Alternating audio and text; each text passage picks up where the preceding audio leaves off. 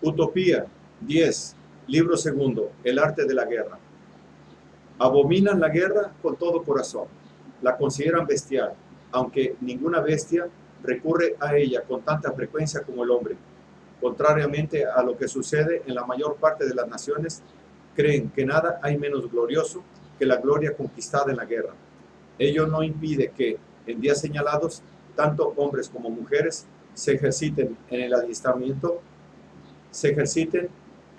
adiestramiento de la guerra, con el fin de estar preparados para la lucha si fuera necesario, pero no van a la guerra sin graves motivos, tales como defender sus fronteras, expulsar de los territorios amigos a los invasores, liberar del yugo y esclavitud de un dictador a algún pueblo oprimido por la tiranía.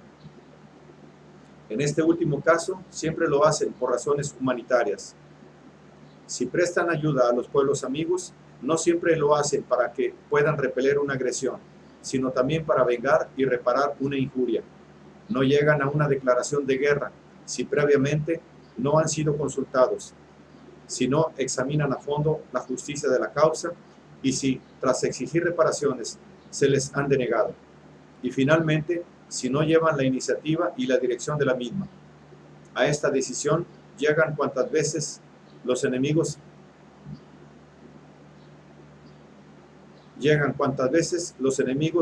arramblan con un cuantioso botín, y más enfurecido todavía cuando sus agentes, a causa de leyes injustas o por una interpretación pérfida de las justas, han sido objeto de vejaciones y de falsas acusaciones en el extranjero.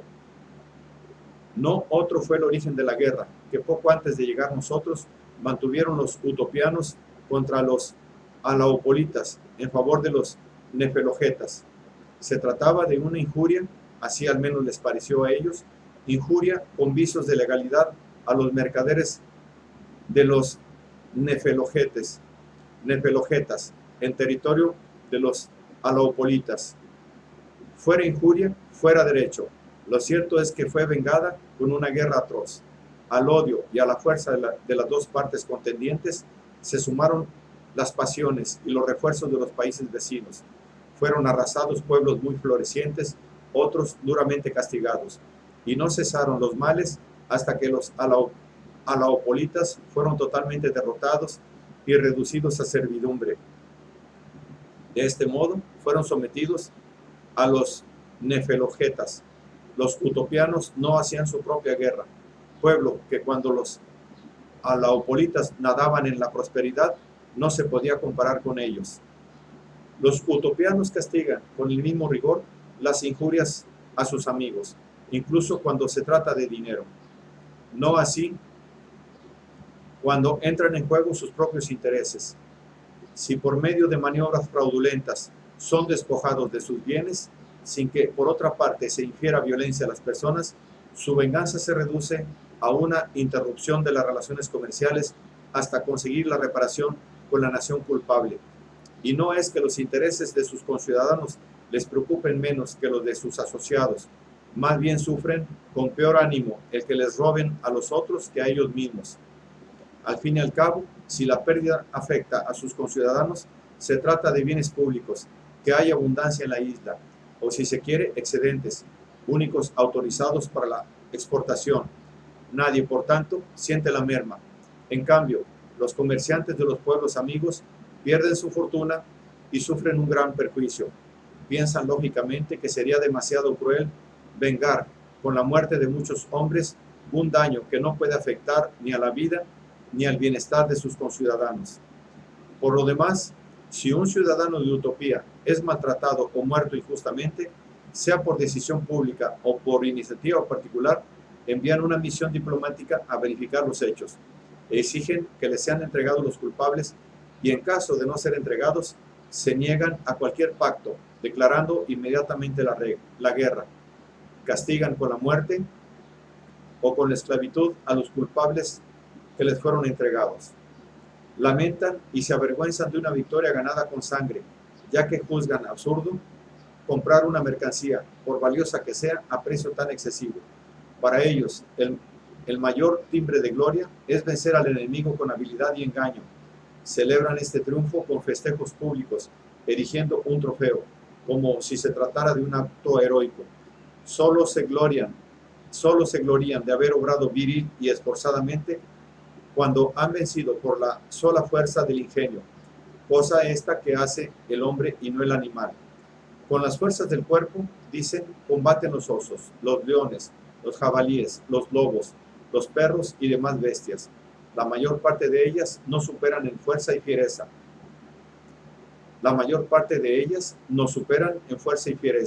Pero todas son superadas por el ingenio y la razón. Una sola cosa tienen en vista con la guerra: conseguirlo que les hubiera impedido declararla, si sus reclamaciones hubieran sido atendidas. Cuando esto no ha sido posible, su venganza se cierne, implacable, sobre aquellos que consideran culpables. Así el terror los apartará de cometer semejantes desmanes en el futuro. Tales son los fines que persiguen y que tratan de conseguir con rapidez. De todos modos, en ellos la preocupación de evitar el peligro está por encima de la gloria o la fama. En consecuencia, apenas declarada la guerra, hacen fijar secreta, simultánea y debidamente autenticados con su sello oficial, multitud de bandos en los lugares más visibles del territorio enemigo.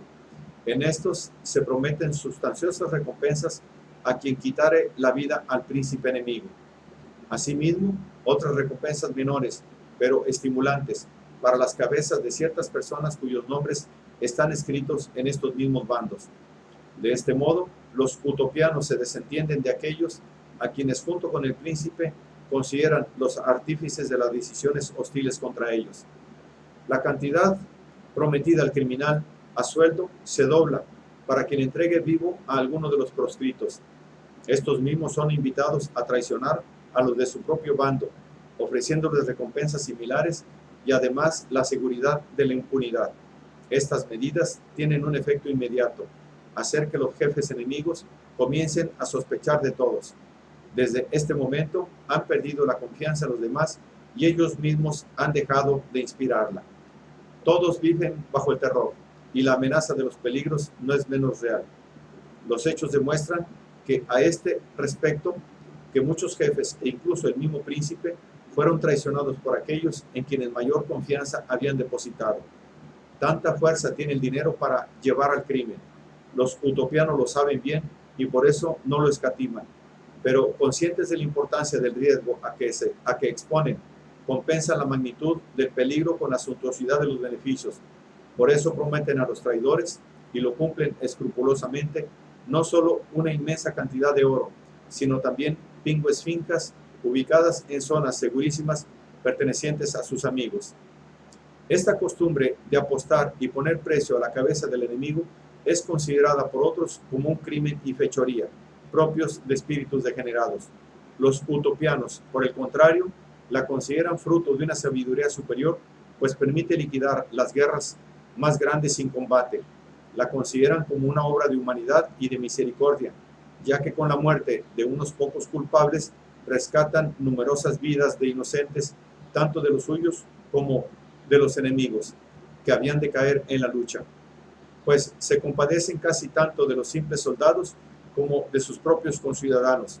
Saben que el soldado no hace por sí mismo la guerra, sino que ha sido arrastrado a ella por la besania furiosa del príncipe. Si por este camino las cosas van bien, siembran y fomentan la división y la discordia, haciendo abrigar al hermano del príncipe o a cualquier otro personaje importante la esperanza del trono. Cuando las facciones internas parecen languidecer, entonces incitan a las naciones vecinas del país enemigo y la empujan a la lucha, pretextando cualquiera de esos viejos títulos que tienen siempre a mano los reyes. Con la promesa de ayuda para la guerra, les envían montones de dinero, pero no comprometen el envío de conciudadanos, ya que se quieren tanto y se tienen tan alta estima que no cambiarán a nadie de los suyos por el príncipe enemigo. Por el contrario, dan a manos llenas el oro y la plata que acumulan para este fin. Nadie, en efecto, tendría que dejar su tren de vida aunque gastaran todo el oro. Aparte de que, además de la riqueza interna del país, poseen, como creo haber dicho ya, un tesoro inagotable constituido por las sumas de dinero que les adeudan muchas naciones extranjeras. Con él reclutan para la guerra a mercenarios de todas partes y sobre todo de los zapoletas. Los zapoletas son un pueblo situado a unas 500 millas al este de Utopía, un pueblo bárbaro, feroz y salvaje que prefiere las selvas y las rocas donde se ha criado. Es gente dura que aguanta pacientemente el calor, el frío y el trabajo. Esta raza endurecida desconoce el refinamiento de la vida y no presta atención alguna a la agricultura, al confort de la vivienda ni del buen vestir. Solo se cuidan de la crianza del ganado y gran parte vive de la caza y de la rapiña. Nacidos solo para la guerra, están siempre al acecho de la misma. Si se les presenta la ocasión de hacerla, no la dejan escapar. Dejan en desbandada sus montañas y venden sus servicios a vil precio al primero que recluta soldados. No han conocido más que un arte de vivir, dar muerte, pero se baten encarnecidamente y con una fidelidad insobornable al servicio de los que les pagan. Nunca, sin embargo, se ajustan por un periodo determinado. Aceptan el contrato bajo la condición de pasarse al día siguiente al enemigo si éste les ofrece un sueldo mayor, sin perjuicio de volver a enrolarse pasado mañana si son invitados a ello con un ligero aumento de sueldo. Rara es la guerra en la que no se encuentra una buena parte de ellos en los dos ejércitos contendientes.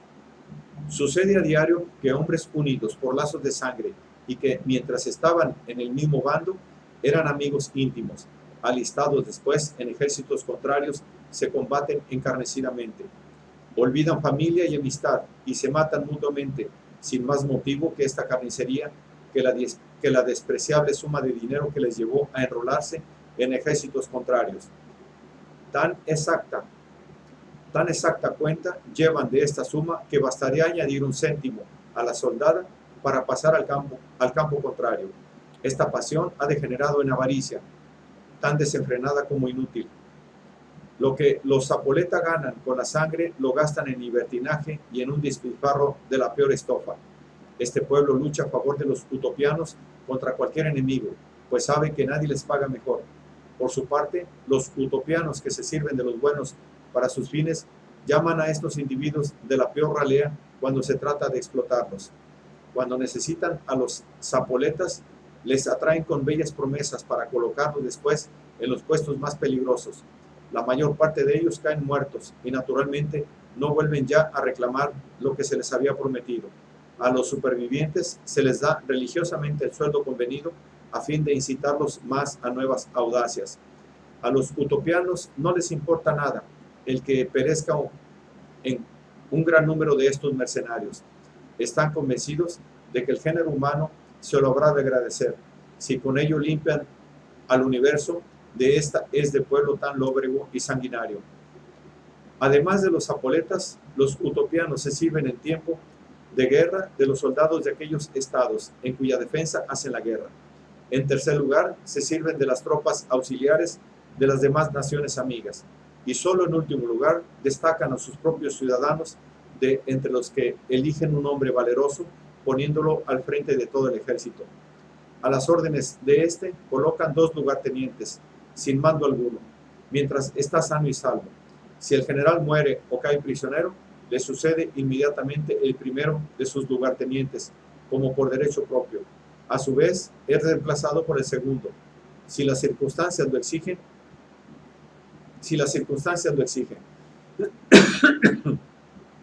Así se evita que la muerte del jefe los lance.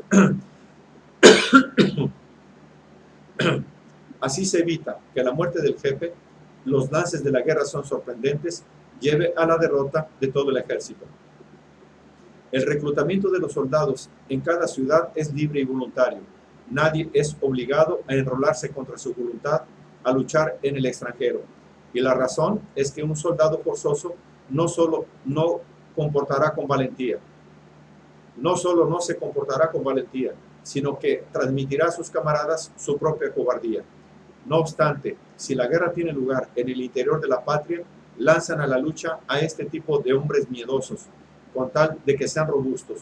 Se les mezcla en las naves con otros más esforzados o se les distribuye aquí y allá en las murallas de donde no pueden escapar. De este modo, el respeto humano entre los suyos, la posibilidad de caer en manos del enemigo y la imposibilidad de huir terminan por sofocar el miedo. Y con frecuencia, una situación tan peligrosa hace renacer el valor.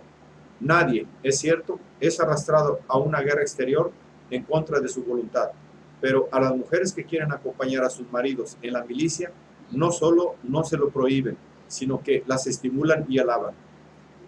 Durante el combate se colocan a las mujeres junto a sus maridos. Estos, a su vez, van rodeados de sus hijos, parientes y consanguíneos. Con ellos se pretende que se ayuden mutuamente aquellos a quienes la naturaleza empuja a socorrerse. Nada tan importante para una persona casada como volver a casa sin su pareja, ni para su hijo como entrar en casa habiendo perdido sus progenitores.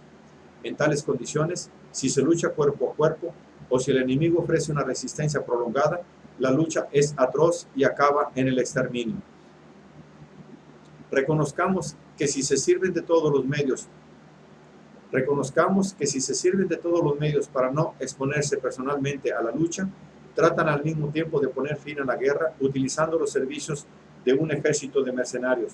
Pero cuando es inevitable llegar a las manos, su intrepidez y valor no es menos que su prudencia hasta poder evitarlo.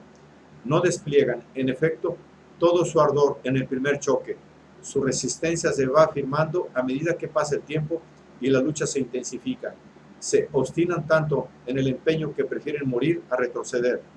Lo que les inspira ese valor sublime y no dejarse vencer es la certeza de tener asegurada la vida en su patria sin experimentar inquietud alguna por el porvenir de su familia, cosa que siempre quebranta la moral de los más valientes. Lo que aumenta también su intrepidez es su perfecto dominio de las técnicas militares y, por fin, la excelente educación que reciben en las escuelas y en las instituciones de la República desde la infancia. Desde niños aprendieron a no despreciar la vida, prodigándola temerariamente, y también a no amarla tan desordenadamente que les lleve a agarrarse a ella a vara y torpemente, cuando el honor invita a dejarla. En lo más fuerte de la refriega, un grupo de jóvenes escogidos, conjurados y llevados de un sentimiento patriótico, tienen como único objetivo al general enemigo. Unas veces lo atacan al descubierto, otras le tienden emboscadas. De cerca o de lejos, su único objetivo es eliminarle. En su ataque adoptan una alineación en forma de cuña alargada e ininterrumpida, cuyos elementos fatigados son reemplazados por otros de refresco. En estas condiciones es raro que el general, de no buscar la salvación en la huida, no caiga muerto o prisionero en manos de sus enemigos. Si consiguen la victoria, no se ensañan en la matanza de los vencidos, prefieren capturar a los huidos antes que matarlos. Tampoco se lanzan en su persecución sin dejar alineado bajo sus banderas un cuerpo de reserva. Hasta tal punto observan este principio que si la vanguardia hubiese sido aplastada y no hubiesen conseguido la victoria más que con la retaguardia, preferirían dejar escapar a todos los enemigos antes que correr detrás de ellos con unidades en desorden. Saben por experiencia que muchas veces, habiendo sido abatidos el grueso de su ejército y puesto en fuga, sus enemigos, ebrios por la victoria, se lanzaron ciegamente en persecución de los vencidos que huían por todas partes. Entonces, un pequeño número de utopianos, apostados como retén a la espera de una ocasión favorable, atacaron de improviso a los enemigos dispersos y desordenados, demasiado confiados en la supuesta seguridad de sus guardias. Este pequeño retén cambió la suerte del combate y arrebató a los vencedores una victoria que ya daban como cierta y segura. De vencidos habían pasado a vencedores. No es fácil afirmar si los utopianos son más astutos en tramar emboscadas que cautos en sortearlas. Se diría que están preparando una fuga cuando no hay nada más lejos de su intención. Inversamente, cuando se deciden a huir, se diría que piensan lo contrario. Si la superioridad numérica del enemigo o la conformación del terreno es para ellos una amenaza, levantan el campamento por la noche en una maniobra silenciosa o valiéndose de cualquier otra estratagema. A veces también se retiran a pleno día, palmo a palmo, y en tal orden que resulta no menos peligroso atacarlos cuando retroceden que cuando avanzan. Ponen el mayor cuidado en la fortificación de sus campamentos por medio de amplios y profundos pozos, lanzando la tierra excavada hacia el interior. Para este trabajo no emplean la mano de obra de los esclavos, sino los mismos soldados. Todo el ejército, a excepción de los centinelas, que armados montan la guardia ante el pozo, preparados para cualquier eventualidad, participan en esta operación. El refuerzo conjuntado de tantos trabajadores permite acabar con rapidez poderosas fortificaciones que cubren extensiones inmensas de terreno.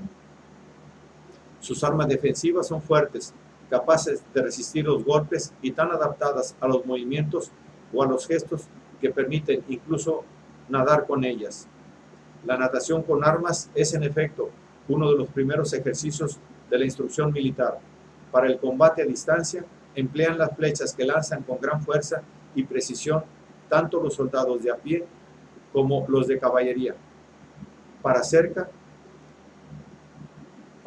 del lugar de espadas, echan mano de hachas mortales por su filo y por su peso, sea que hieran de lado o de punta. Son muy ingeniosos para inventar máquinas de guerra y que, una vez fabricadas, esconden cuidadosamente. Si las mostraran antes del momento oportuno, los ingenios serían, a su juicio, un juguete ridículo más que un instrumento eficaz. Lo que más se mira en su fabricación es la comodidad del transporte y su facilidad de manejo en todas las direcciones. Los utopianos observan tan religiosamente las treguas estipuladas con el enemigo que no las violan ni en casos de provocación. No atrasan la tierra conquistada, ni queman las mieses. Cuidan incluso de que no sean holladas por soldados ni caballos, pues piensan que crecen para su propio provecho. No molestan a ningún desarmado a no ser que sea espía. Protegen las ciudades que se rinden y no saquean las tomadas por asalto. Pero en este último caso pasan por las armas a quien puso resistencia a la rendición, sometiendo a esclavitud a los demás defensores. A la masa no combatiente la dejan en paz. Si llegan a enterarse de que uno o varios aconsejaron la capitulación, les conceden una parte de los condenados. La otra parte se destina a las tropas auxiliares. Ellos no toman nada del botín. Una vez terminada la guerra, no son los pueblos amigos por los que lucharon los que cargan con los gastos, sino los vencidos. Con este criterio exigen de estos, primero, el dinero, que como ya es sabido, destinan a futuras guerras. En segundo lugar, exigen la cesión de vastos territorios que puedan producirles a perpetuidad pingües bienes. En la actualidad disponen de esta clase de tierras en muchas naciones, surgidas poco a poco y por distintas causas. Han ido creciendo hasta producir más de 700,000 ducados al año. El Estado atiende estas propiedades por medio de ciudadanos investidos con el título de cuestores. Estos llevan una vida suntuosa y son considerados como grandes magnates. No obstante esto, todavía queda mucho para ingresar en las arcas públicas. Con frecuencia también los utopianos prestan el producto de la renta al país donde se encuentran cuando éste lo necesita. Raras veces reclaman el reembolso total de lo prestado. Una parte de estos territorios es entregada a los que, instigados por ellos, se exponen a los peligros de los que ya os hablé. Cuando un príncipe toma las armas contra Utopía y se dispone a invadir una de las tierras de sus dominios, los utopianos reúnen inmediatamente un formidable ejército y le hacen frente fuera de sus fronteras. Solo hacen la guerra en su propio suelo en casos extremos y no hay razón que les obligue a admitir refuerzos extranjeros en su isla.